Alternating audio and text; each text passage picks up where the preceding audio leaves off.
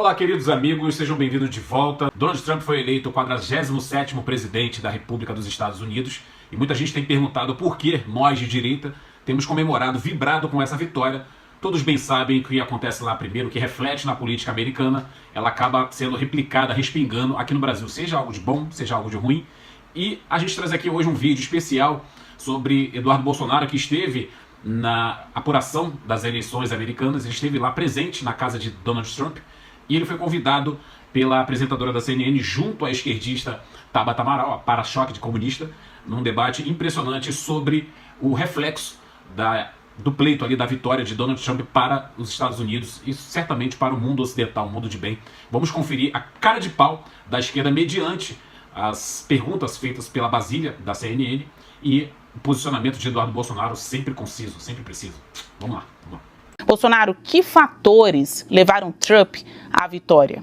Basília, boa noite, deputada. Eu acredito que os principais fatores foram o foco na questão interna norte-americana, né? Ele está vendo o americano comum, né, da classe média, que é a maior parte da fatia aqui do eleitorado americano. Ele está preocupado com a questão da inflação, né, que vem subindo muito, e o americano não é acostumado com essa questão da inflação. Então ele compara, por exemplo, como é que estava a vida durante o governo Trump e como é que está a vida hoje em dia. E nessa comparação, ele tem saudade do passado. Então esse é o primeiro aspecto positivo. E pelo lado negativo, ele vê uma prioridade naquela chamada agenda woke, com a qual ele não concorda. Então tudo passa por questão de escola, ideologia de gênero, a transição de sexo para crianças que são menores de idade, por vezes passando por cima da autoridade dos pais. Então todo esse tipo de agenda, né, o Trump, ele se comprometeu em acabar com esse tipo de coisa. E a questão do emprego é a questão que realmente vem forte com relação ao Trump, né, de fazer uma economia forte. E a gente já sente o reflexo disso aqui no Brasil.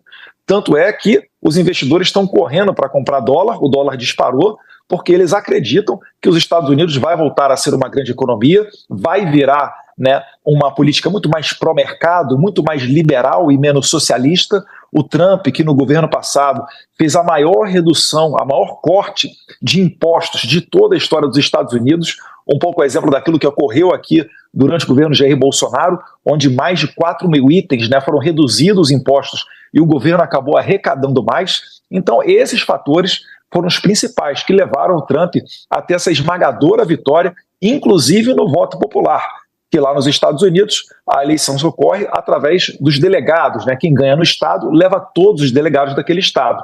E desde 2004, um presidente republicano não era eleito, tendo também consigo o voto popular. Ele colocou mais de 5 milhões de votos em cima da Kamala. Então isso foi um claro, né, recado da sociedade norte-americana, dizendo que prefere um presidente que foi censurado, que foi indiciado, que foi perseguido, ameaçado de ser preso, que ainda assim preferem esta pessoa do que qualquer outra alternativa proposta pela esquerda, seja Joe Biden, seja Kamala ou qualquer outro tipo de presidente. Então é um claro recado de que eles querem sim uma mudança. E isso daí já começa a vir aqui para o Brasil, né, nesse mundo globalizado que a gente vive, a afetar o imaginário do brasileiro.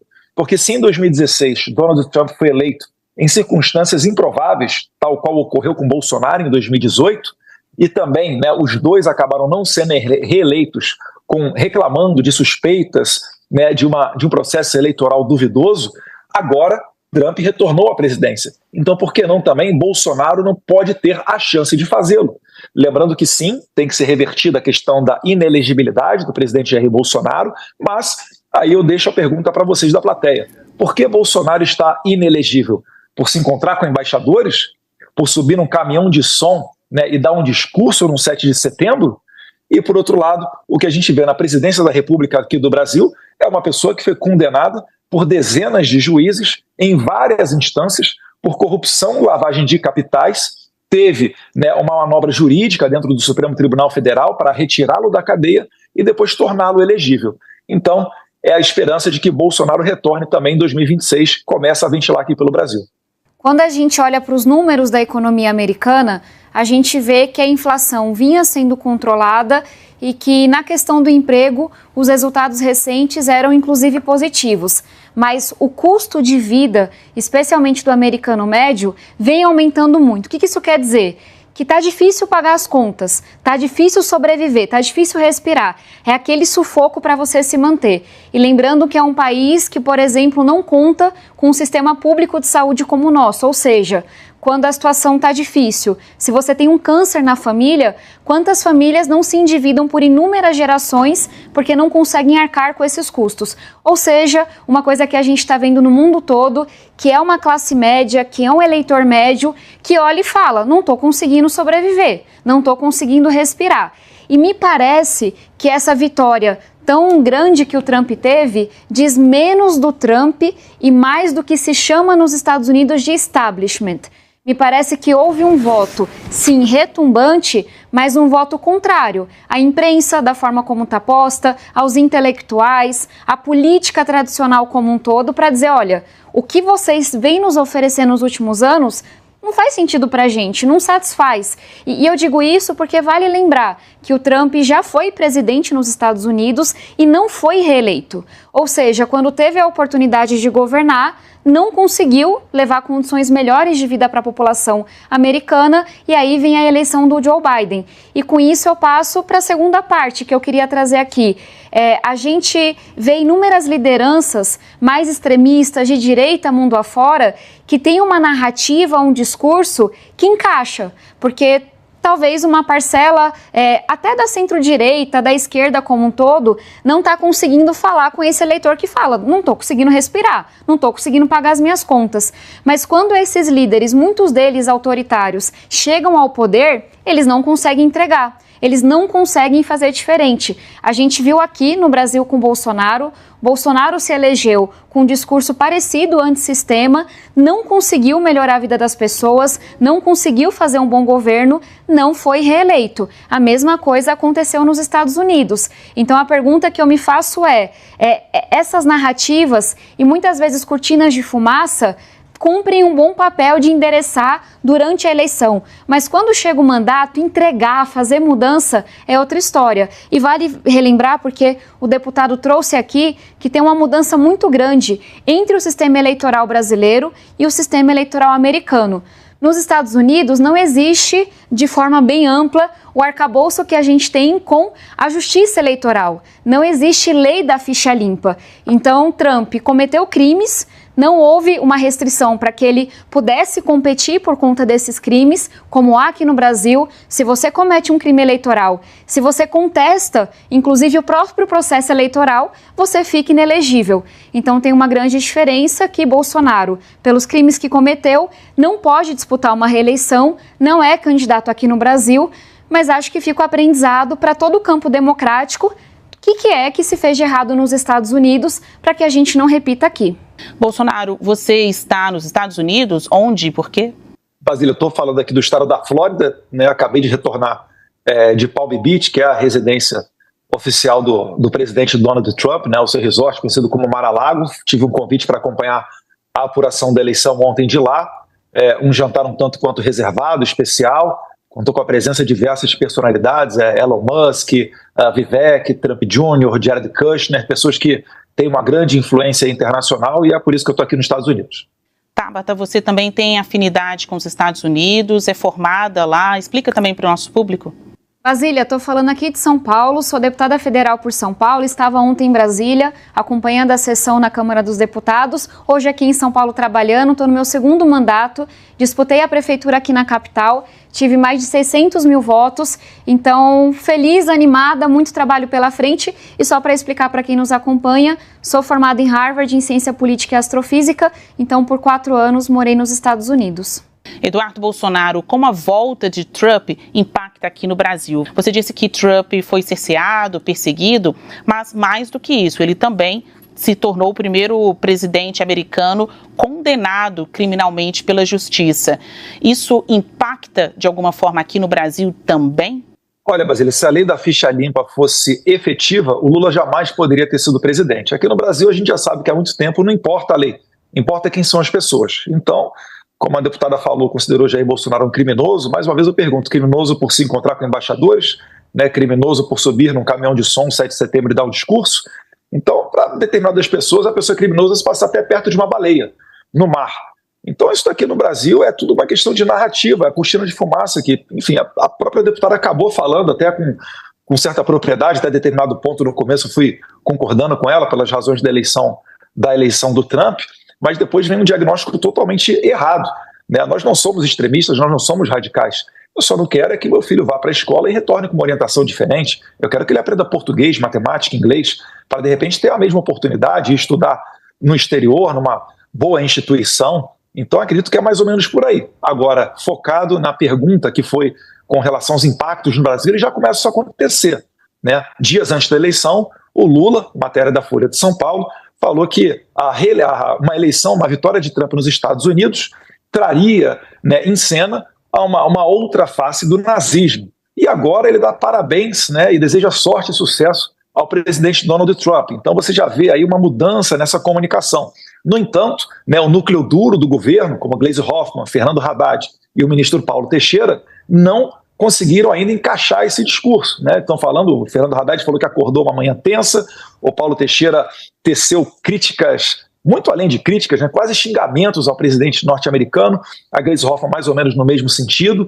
Então o governo brasileiro ele vai ter que primeiro se acertar para ver que tom que ele vai adotar. E uma outra questão, né, falei aqui do dólar, o dólar passou de R$6, algo que nunca tinha ocorrido nem quando o Brasil tinha pandemia, o que deixa claro o que era uma política liberal comandada pelo ministro Paulo Guedes e o que é esse desastre que está acontecendo com Fernando Haddad. Então os impactos no Brasil serão muitos e eu espero que o governo tenha a responsabilidade, porque senão daqui a pouco até a Argentina vai estar passando no Brasil. Tabata, você que tem uma visão muito mais progressista de mundo, como a volta de Trump impacta o Brasil?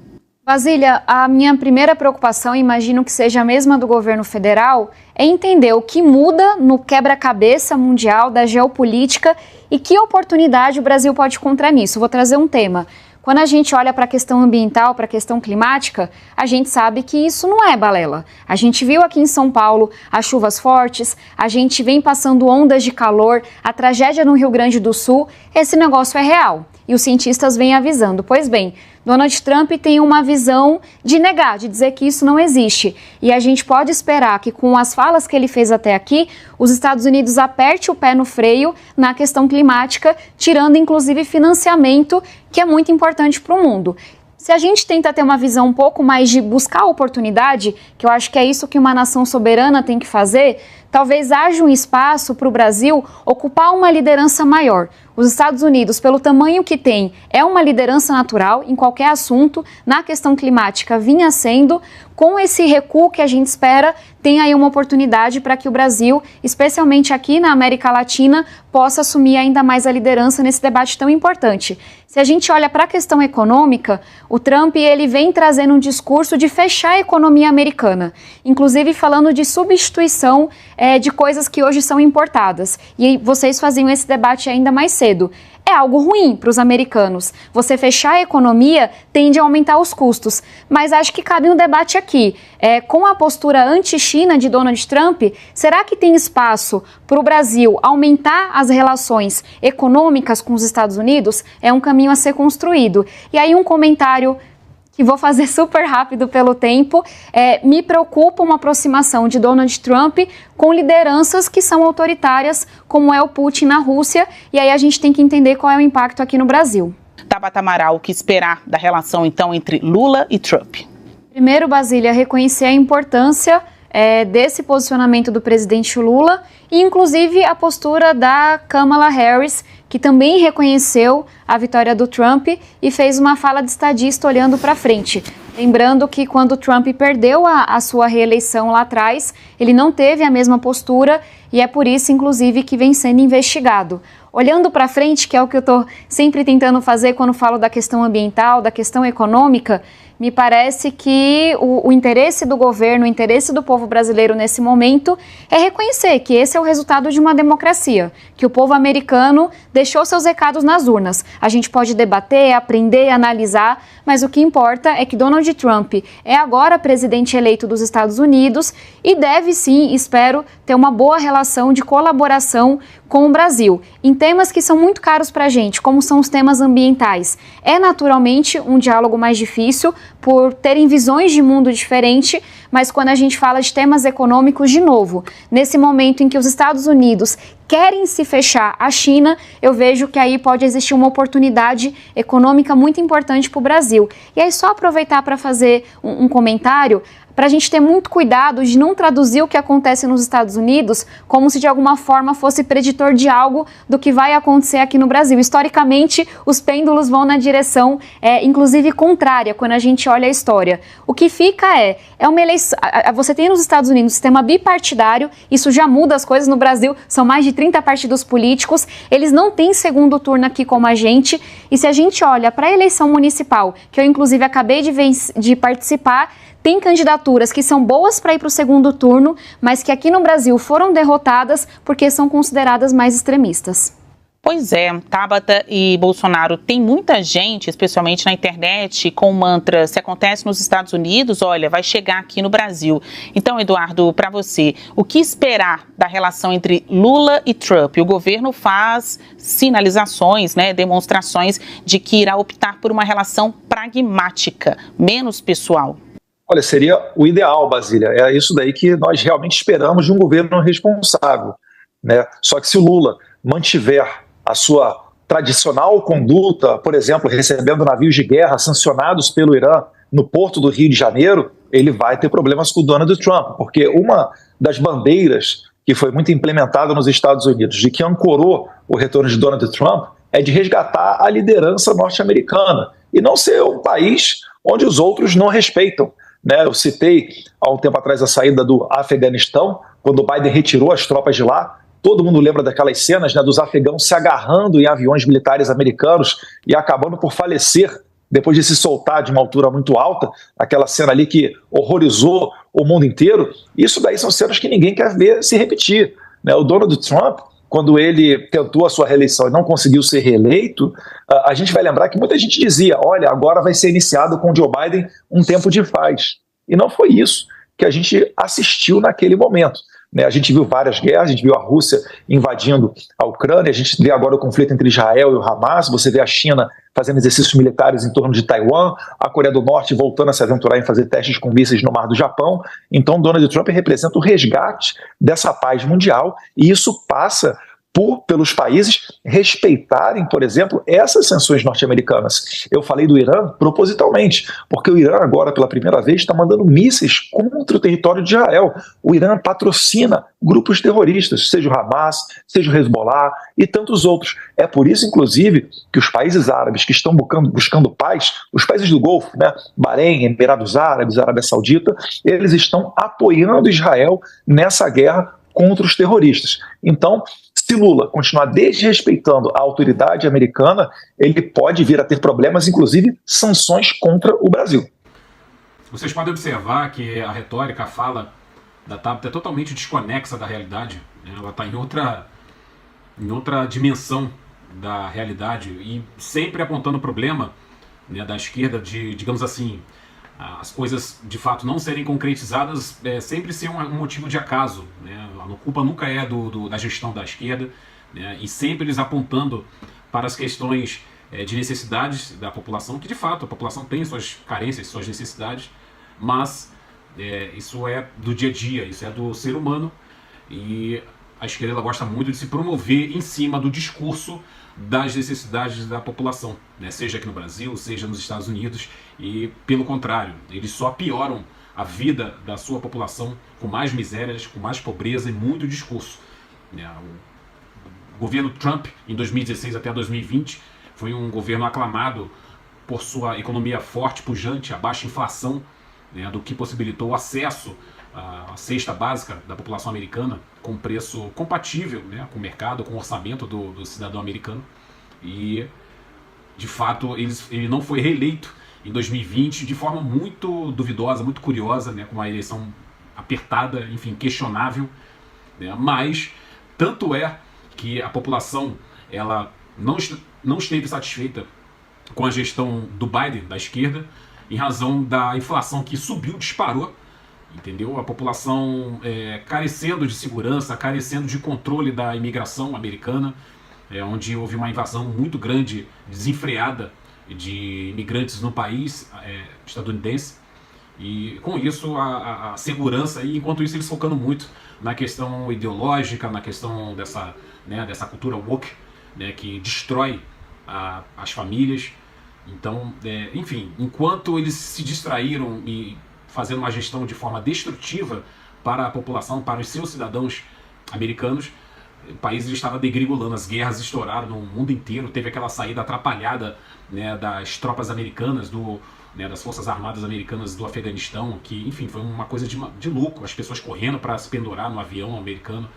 E o país esteve de fato bem, na verdade o mundo esteve de fato bem atrapalhado nessa gestão Biden, enquanto eles estavam focando nessa cultura woke, nessa questão de ideologia, enfim, querendo mexer com crianças.